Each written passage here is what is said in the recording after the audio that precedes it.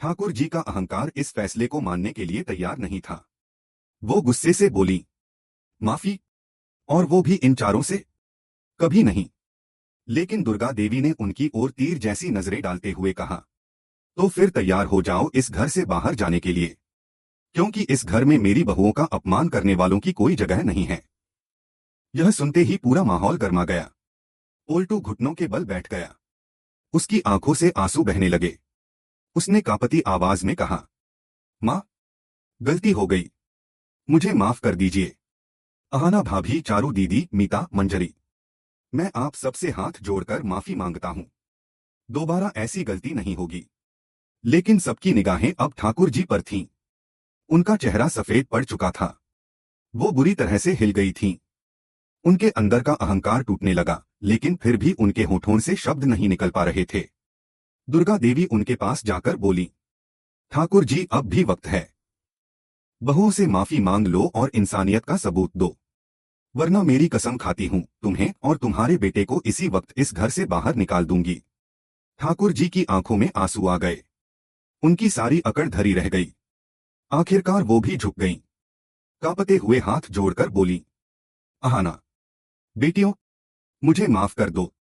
मैंने गुस्से और अहंकार में बहुत बड़ी गलती की है। तुम सब मेरी बेटियों जैसी हो। आज से मेरे दिल में तुम्हारे लिए कोई शिकायत नहीं रहेगी। यह सुनते ही बहुओं की आंखों से भी आंसू निकल पड़े। सबने एक दूसरे को गले लगा लिया। कमरे का माहौल बदल चुका था। जहां पहले गुस्सा और नफरत का तूफान था, अब वहां प्यार और माफी की बौछार थी। दुर्गा देवी ने मुस्कुराते हुए कहा, याद रखना, यह घर तभी बड़ा घर कहलाता है जब इसमें सबका दिल बड़ा हो।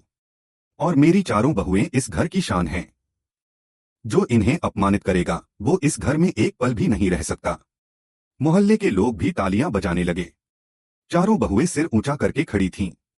उनके चेहरे पर आत्मविश्वास की चमक थी। और अब पूरा घर एक नई शुरुआत की ओर बढ़ रहा था। घर में गूंज रही थी शांति की घंटी। एक ओर बहुएं आंसुओं के साथ मुस्कुराते हुए एक दूसरे को गले लगा रही थीं, तो दूसरी ओर मोहल्ले वाले तालियां बजाकर उनका हौसला बढ़ा रहे थे। दुर्गा देवी के चेहरे पर पहली बार संतोष की लकीरें दिखीं। उन्होंने चारों बहुओं के सिर पर हाथ रखा और कहा, अब ये घर सच में बड़ा घर कहलाएगा, क्योंकि आज यहाँ से नफरत और अहंकार निकल चुका है और उसकी जगह प्यार और सम्मान ने ले ली है। अहाना की आंखों में खुशी के आंसू थे। उसने धीमे स्वर में कहा, माँ, अगर आप न होती तो शायद आज भी हम घर से बाहर दरबदर भटक रहे होते। आपने हमें हमारी इज्जत लौटाई है। चारूदी ने गाते हुए एक मीठी धुन छेड़ी। उसके गीत में आभार और नए सपनों की महक थी। मीता बहू ने मुस्कुराकर कहा, अब हमें कोई रेस हारने का डर नहीं, क्योंकि माँ हमारे साथ हैं। मंजरी ने भी जोश में कहा, और कबड्डी की तरह हम सब मिलकर हर मुश्किल को धराशायी कर देंगे। सारा घर इन आवाजों से गूंज उठा। शोरतादा ने भी हंसते हुए कहा, देखा दुर्गा, ये चारों बहुएं ही तुम्हारे घर की असली ताकत हैं। इन्हें कोई नहीं हरा सकता। लेकिन दोस्तों, कहानी यहीं खत्म नहीं होती, क्योंकि जैसे ही सब लोग एकजुट होकर बैठते हैं, ठाकुर जी और पोल्टू के मन में एक नया तूफान उठने लगता है।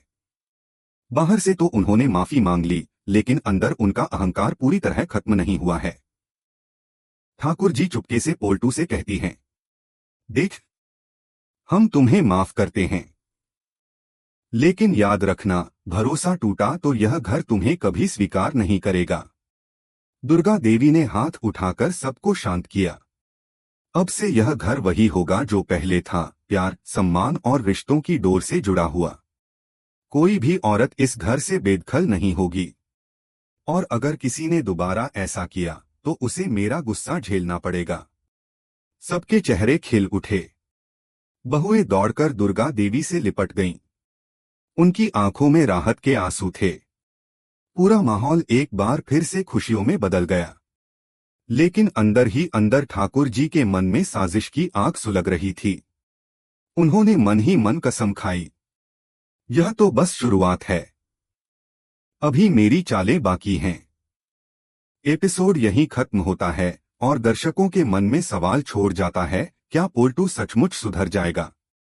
क्या ठाकुर जी फिर कोई नई चाल चलेंगी? और दुर्गा देवी अपनी बहुओं की ढाल बनकर हर तूफान से उन्हें बचा पाएंगी? तमाचे की गूंज के बाद कमरे में कुछ सेकंड के लिए सन्नाटा छा जाता है। जैसे समय रुक गया हो। पोल्टू के गाल पर लाल निशान उभरता है और उसकी आंखों से पहली बार डर साफ झलकता है। उसके चेहरे पर वह अकड़ जो हमेशा नजर आती थी अचानक पिघलने लगती है।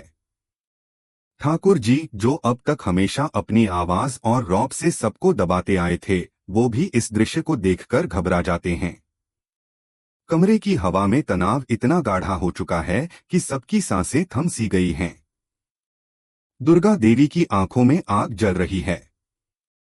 उनकी आवाज गूंजती है। तुम दोनों ने मेरी बहुओं को अपमानित किया, उन्हें घर से बाहर निकाला सिर्फ इसलिए कि उन्होंने मेरी भलाई चाहकर मुझे तीर्थ यात्रा पर भेजा। यह है तुम्हारा इंसाफ? यह है तुम्हारी मर्दानगी? पोल्टू जमीन की ओर घूरता रह जाता है। ठाकुर जी तुरंत अपनी बात रखने की कोशिश करते हैं। दुर्गा, तुम गलत समझ रही हो। हमने तो। लेकिन दुर्गा देवी उनकी बात बीच में ही काट देती हैं। चुप रहो ठाकुर, एक शब्द मत बोलो। तुम्हें लगता है मैं अंधी हूं? मेरी गैर मौजूदगी का फायदा उठाकर तुमने घर को रणभूमि बना दिया। तुम्हारी चालाकियां मेरी आंखों से नहीं बच सकती। यह कहते हुए दुर्गा देवी का हाथ कांपता है, लेकिन उनकी आवाज पहले से भी ज्यादा सख्त हो जाती है। बहुएं कांपते दिल से यह सब देख रही हैं। उनकी आंखों में आंसू हैं, लेकिन उन आंसुओं में अब राहत की झलक भी है। उन्हें लगता है कि आखिरकार उनकी मां जैसी सास वापस आ गई है, जो उनके हक और इज्जत के लिए किसी से भी लड़ सकती है। अब दुर्गा देवी पोल्टू के सामने खड़ी होती हैं। पोल्टू, तेरा घमंड मैंने बहुत देख लिया। तू सोचता था कि तू मेरे घर का मालिक है। तू सोचता था कि तू मेरी बहुओं को नीचा दिखाकर खुद ऊंचा बन जाएगा। लेकिन याद रख, जिस दिन मैं घर लौटी उस दिन तेरी चालें खत्म हो जाएंगी। आज से इस घर में तेरा हुक्म नहीं चलेगा। पोल्टू कुछ कहने की कोशिश करता है, लेकिन उसकी आवाज कांप जाती है। बहुएं सांस रोके यह सब देख रही हैं। तभी दुर्गा देवी आदेश देती हैं। सुन लो सब, अगर पोल्टू और ठाकुर जी इस घर में रहना चाहते हैं तो सबसे पहले मेरी बहुओं से हाथ जोड़कर माफी मांगेंगे। और वह माफी दिल से होनी चाहिए, नाटक नहीं। पूरा हॉल गूंज उठता है। यह सुनकर ठाकुर जी का चेहरा तमतमा उठता है। वो गरजते हैं, मैं ठाकुर साहब होकर इन औरतों से माफी मांगू? ये तो मेरी बेइज्जती होगी। ठाकुर जी का अहंकार इस फैसले को मानने के लिए तैयार नहीं था। वो गुस्से से बोली, माफी? और वो भी इन चारों से? कभी नहीं। लेकिन दुर्गा देवी ने उनकी ओर तीर जैसी नजरें डालते हुए कहा, तो फिर तैयार हो जाओ इस घर से बाहर जाने के लिए, क्योंकि इस घर में मेरी बहुओं का अपमान करने वालों की कोई जगह नहीं है। यह सुनते ही पूरा माहौल गर्मा गया। पोल्टू घुटनों के बल बैठ गया। उसकी आंखों से आंसू बहने लगे। उसने कांपती आवाज में कहा, माँ, गलती हो गई, मुझे माफ कर दीजिए। अहाना भाभी, चारू दीदी, मीता, मंजरी, मैं आप सबसे हाथ जोड़कर माफी मांगता हूँ। दोबारा ऐसी गलती नहीं होगी। लेकिन सबकी निगाहें अब ठाकुर जी पर थीं। उनका चेहरा सफेद पड़ चुका था। वो बुरी तरह से हिल गई थीं। उनके अंदर का अहंकार टूटने लगा, लेकिन फिर भी उनके होठों से शब्द नहीं निकल पा रहे थे।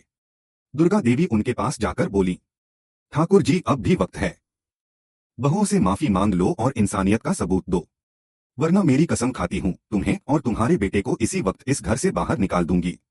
ठाकुर जी की आंखों में आंसू आ गए। उनकी सारी अकड़ धरी रह गई। आखिरकार वो भी झुक गईं। कांपते हुए हाथ जोड़कर बोली, अहाना, बेटियों, मुझे माफ कर दो। मैंने गुस्से और अहंकार में बहुत बड़ी गलती की है। तुम सब मेरी बेटियों जैसी हो। आज से मेरे दिल में तुम्हारे लिए कोई शिकायत नहीं रहेगी। यह सुनते ही बहुओं की आंखों से भी आंसू निकल पड़े।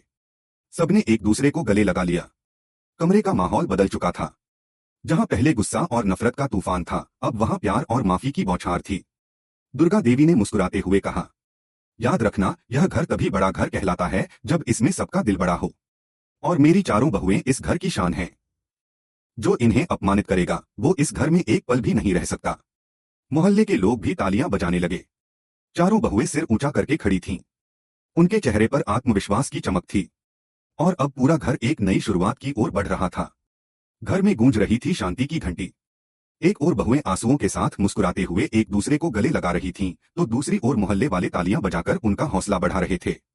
दुर्गा देवी के चेहरे पर पहली बार संतोष की लकीरें दिखीं। उन्होंने चारों बहुओं के सिर पर हाथ रखा और कहा, अब ये घर सच में बड़ा घर कहलाएगा, क्योंकि आज यहाँ से नफरत और अहंकार निकल चुका है और उसकी जगह प्यार और सम्मान ने ले ली है। अहाना की आंखों में खुशी के आंसू थे। उसने धीमे स्वर में कहा, माँ, अगर आप न होती तो शायद आज भी हम घर से बाहर दरबदर भटक रहे होते। आपने हमें हमारी इज्जत लौटाई है। चारूदी ने गाते हुए एक मीठी धुन छेड़ी। उसके गीत में आभार और नए सपनों की महक थी। मीता बहू ने मुस्कुराकर कहा, अब हमें कोई रेस हारने का डर नहीं, क्योंकि माँ हमारे साथ हैं। मंजरी ने भी जोश में कहा, और कबड्डी की तरह हम सब मिलकर हर मुश्किल को धराशायी कर देंगे। सारा घर इन आवाजों से गूंज उठा। शोरतादा ने भी हंसते हुए कहा, देखा दुर्गा, ये चारों बहुएं ही तुम्हारे घर की असली ताकत हैं। इन्हें कोई नहीं हरा सकता। लेकिन दोस्तों, कहानी यहीं खत्म नहीं होती, क्योंकि जैसे ही सब लोग एकजुट होकर बैठते हैं, ठाकुर जी और पोल्टू के मन में एक नया तूफान उठने लगता है। बाहर से तो उन्होंने माफी मांग ली, लेकिन अंदर उनका अहंकार पूरी तरह खत्म नहीं हुआ है। ठाकुर जी चुपके से पोल्टू से कहती हैं, देख,